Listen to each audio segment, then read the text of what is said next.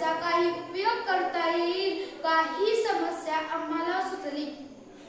नारळाच्या शेंडीपासून थर्माकोलचा पर्याय उद्दिष्ट थर्माकोलपासून थर्माकोल सारखे पॅकिंग किंवा मॉडेल बनवण्यासाठी नैसर्गिक आणि जैविक घटकशील वस्तू तयार करणे. साहित्य 1 नारळाची शेंडी 2 पीठ 3 15 डिंक 4 पाणी 5 चौकोनाचा 6 रंग. कृती: नारळाच्या शेंड्या चांगल्या कोरड्या करून लहान लहान तंतूंमध्ये तोडल्या.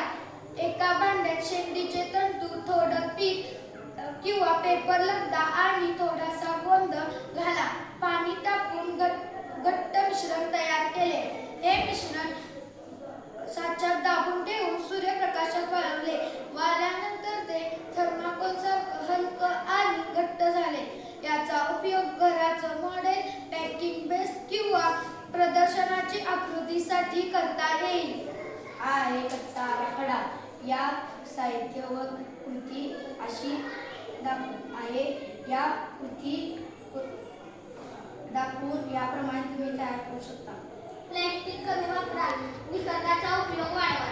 प्लॅस्टिक कमी वापरा.